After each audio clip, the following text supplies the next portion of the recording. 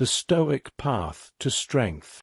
In the shadowed heart of Rome, where plague gnawed at the living and war drums echoed beyond the horizon, Marcus Aurelius sat in a soldier's tent, the cold biting through his cloak. Outside, the empire trembled. Disease ravaged cities, barbarians pressed at frozen borders, and betrayal festered in the Senate. His own heart bore scars, children lost, a legacy uncertain. Yet, under a flickering oil lamp, he scratched into a wax tablet, "You have power over your mind, not outside events." These were not words for Rome's acclaim, but a lifeline for his soul. Scholars describe Stoicism's essence as a series of snapshots, of lives applying wisdom in chaos. Marcus, emperor and philosopher, embodied this, his meditations a private reckoning to stay just, wise, courageous. He could have surrendered to rage or haste, as many would. Instead, he chose clarity. Epictetus's teaching, "It's not events that wound, but our thoughts about them," shaped his resolve. A barren field, a lost battle. These were not defeats but invitations to resilience. Marcus ruled by mastering himself, facing each crisis with deliberate calm. Biographers highlight his apprenticeship. Marcus submits to a 20-year apprenticeship under Antoninus Pius, learning leadership as service, not power. This patience steeled him against pandemics, wars, betrayals, proving that absolute power need not corrupt. In the Palatine stillness, he built an inner fortress. A sanctuary of reason amid Rome's adversity was not his enemy but his forge, sculpting a life of meaning through steady, intentional choices. His words, penned in war's shadow, call across centuries. Strength is not born in ease, but in the slow, patient embrace of hardship. Marcus's resilience was no accident. Chosen by Hadrian, he learned to meet chaos with focus, to see death not as a thief but as nature's rhythm. "Hold yourself in readiness," he wrote, preparing for life's inevitable trials. Like a river carving stone, he moved with purpose, unhurried yet unyielding. His life shows that greatness is crafted through reflection, restraint, and the courage to face what comes.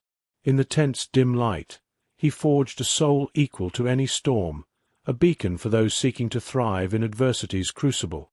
From Rome to your journey. Centuries later, a modern thinker, Cal Newport, walks a path that echoes Marcus's deliberate resolve. A Georgetown professor, New Yorker contributor, and author, Newport rejects the frenetic hustle of today's world, choosing instead a philosophy of slow productivity. As Newport puts it, "Sometimes rushing is the slowest way to do it, and sometimes going slowly is the fastest." In an era of burnout, where more is better fuels a digital deluge, Newport's approach is a quiet rebellion, rooted in focus, patience, and craft. His journey began in his 20s, a decade of slow-trot work, writing paperback books, pursuing grad school, honing skills. "My entire 20s are just slow trot," he reflects, building steadily without flash. Like Marcus, who measured progress not by daily triumphs but by a life's arc, Newport framed his efforts on a decade's scale. His first hardcover book and professorship came at 30, fruits of years of deliberate labor. He studied thinkers like Galileo, Marie Curie, and Georgia O'Keeffe, noting their autonomy and patience. "They took their time," he observes, maturing ideas slowly, not chasing busyness. This mirrors Marcus's refusal to be swayed by Rome's clamor, focusing on virtue over applause. Newport's life, balancing writing, teaching, fatherhood, embodies Stoic clarity. "I need work, where it makes no difference if you work tomorrow or not," he says, prioritizing flexibility over packed schedules. His personal reflections under the tension. As his 3 boys reached school age, their need for his presence clashed with work's demands. This tension drove Slow Productivity, a book written for himself as much as others, to refine his instincts for working deeply, not frantically. Like Marcus, who faced empire's collapse with calm, Newport navigates modern pressures by isolating what matters: quality, not quantity. His walks, like those of ancient philosophers, unlock ideas, proving that motion fosters clarity. In a culture worshipping speed, Newport's steady path shows that true strength is forged quietly, through years of intentional, unhurried work. Rather than a frenetic chase, what this man models is a practiced ease, a commitment to clarity, craft, and inner sovereignty that echoes the wisdom of the garden and the porch alike. From this spirit, we can gather 12 principles, not rules, but gentle invitations to live with serenity amid life's demands, to find freedom in the slow forging of a meaningful life. Principle 1. Make haste slowly. Sometimes rushing is the slowest way to do it, Newport reflects, echoing Hadrian's Festina Lente. Marcus Aurelius, amid Rome's chaos, acted with deliberate calm. His meditations a testament to measured progress. Rushing scatters effort. Slow, intentional steps build lasting strength. Newport's slow trot through his 20s, writing, researching, refining, shows that haste often delays true success. If you're just getting after it, they would look lazy, he says of great thinkers who prioritized depth over frenzy. Like a sculptor chiseling stone, each careful strike shapes the masterpiece. In a world demanding speed, move with purpose, not panic. Let each task breathe, each idea mature. The river carves the canyon not by force, but by steady flow. Choose the slow path, and watch your work endure where others falter. Principle 2. Work on a decade scale. Newport framed his 20s as a decade-long journey, not a daily sprint. My entire 20s are just slow trot, he says, building books and skills steadily. Marcus measured his life by virtue's arc, not fleeting triumphs. Success is not today's tally, but a decade's harvest. What time scale am I measuring productivity on? Newport asks, urging a long view. Like an oak growing unseen, greatness roots in patience.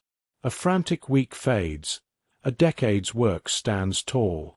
Don't chase daily wins, ask where your path leads in 10 years. Each step, though small, compounds into a legacy. Let time be your ally, weaving effort into enduring impact.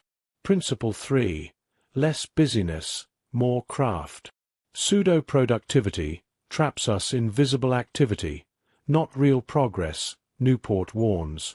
Using visible activity as a proxy for useful effort breeds burnout. Marcus shunned Rome's clamor, focusing on virtue's quiet craft. Newport's life, writing, teaching, prioritizes depth over distraction. They took their time, he says of thinkers like Curie, whose breakthroughs came from focus, not frenzy. Like a potter shaping clay, true work demands care, not chaos. Busyness is noise. Craft is music. Shed shallow tasks, emails, meetings, and hone what matters. In a culture of rush, be the artisan who builds with precision, not the laborer lost in motion. Principle 4. Protect deep work. Newport guards focus like a sacred flame, knowing deep work births true value. I don't like schedules packed, he says, carving space for thought. Marcus wrote in solitude, his tent a sanctuary amid war. They had flexibility, Newport notes of great minds who thrived in autonomy. Like a monk in prayer, protect your mind from distraction's siege. Emails, notifications, they steal your depth. Set boundaries, claim hours for creation. Writing is the last step, Newport says, prioritizing thought over output. In a world of shallow chatter, deep work is your fortress, where ideas take root and grow into something eternal. Principle 5. Slow trot toward mastery. Newport's slow trot mirrors General Thomas, who prepared slowly but moved decisively. Once he got going, he didn't stop, he says, unlike those stalled by haste. Marcus honed virtue through years, not days. I'm honing the craft, Newport reflects on his 20s, building mastery step by step. Like a marathoner pacing for the long run, slow progress outlasts sprints. They kept figuring out what's not working, he says of Miranda's 7-year play. Don't rush, refine. Each effort, however small, builds the muscle of excellence. In a race for quick wins, be the steady traveler who arrives whole. Principle 6. Obsession over quality. Obsess over quality, Newport urges, the glue of slow productivity. Without it, slowness becomes procrastination. Marcus pursued virtue with relentless care, each choice a brushstroke on his soul's canvas. I want to write something really good, Newport says, driven by craft. They weren't ready, he notes of rushed artists like Miranda, who matured slowly. Like a blacksmith forging steel, quality demands patience, precision. When I can't write, there's a compulsion, Newport shares, his passion for excellence pulling him back. In a world of mediocrity, let quality be your North Star, guiding every task to lasting worth. Principle 7. Trust the process. He wasn't ready, Newport says of Miranda, whose play took 7 years to bloom. Marcus trusted virtue's slow unfolding, writing daily to align his soul. They would read your latest version, Newport notes, describing Miranda's patient revisions. Like a farmer tending crops, trust that steady work yields fruit in time. It wasn't very good, at first, he says, yet persistence won. Don't force breakthroughs, nurture them. Each draft, each reflection, is a seed. I never stopped, Newport says of his 20s. In a culture of instant results, trust the quiet rhythm of process, and let time reveal your harvest. Principle 8. Isolate what matters. What's important is having the valuable idea, Newport says, not endless tasks. Marcus focused on virtue amid Rome's chaos, ignoring distractions. What really matters? Newport asks, urging us to find the needle-moving work. They had autonomy, he says of thinkers who prioritized essentials. Like a navigator charting stars, isolate the true course. Deep work, not busy work. I'm measuring this month, Newport says, eyeing impact over activity. In a flood of demands, clarity is your compass. Shed the trivial, embrace the vital. Your work's heart beats in what moves the world, not in what fills the calendar. Principle 9. Design your conditions. They had flexibility, Newport says of Galileo and O'Keeffe, who shaped their environments for creation. Marcus carved solitude in war's din, his tent a haven. I need work where it makes no difference if you work tomorrow, Newport insists, prioritizing autonomy. Like a gardener preparing soil, design conditions for growth, quiet spaces, clear hours. I'm off the grid, he says of Summers, free to think. In a world of constant demands, craft your sanctuary. Set boundaries, claim time, and let your mind breathe. Greatness blooms where conditions are tended with care. Principle 10. See beyond today. What time scale am I measuring? Newport asks, urging a decade's view. Marcus saw life's arc, not daily stumbles. This week, I better fill today, Newport warns, traps us in frenzy. Like a sailor eyeing the horizon, look past today's waves. It was 9:15. I started to feel anxious, he admits, yet reframed it by his book's end. A bad day fades, a decade's work shines. I want to look back and say I'm proud, he says. Don't let one missed hour define you. Build for years and let small setbacks dissolve in the long light of purpose. Principle 11. Sustain, don't burn out. This burnout epidemic just goes, Newport warns, fueled by pseudo-productivity. Marcus paced his soul, enduring Rome's trials without breaking. I don't like packed schedules, Newport says, seeking sustainability. Like a river flowing without flooding, balance effort with rest. They need every minute, he says of his sons, prioritizing presence. Burnout is a thief. Slow work is a guardian. I'm in trouble this month, he measures, not daily. In a culture of always on, pause, breathe, recover. Your strength lies in rhythms. Work deeply, rest fully, and endure like the tide. Principle 12. Hardship sharpens. Your resilience creates your character, the Stoics knew, and Newport lives.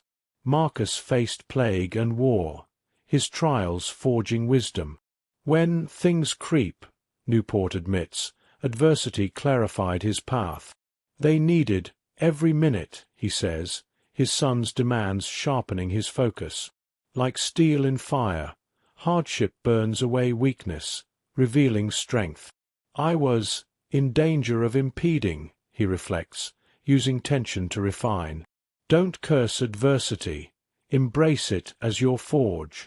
Each struggle hones your soul, making you not just productive, but unbreakable, ready for life's next storm.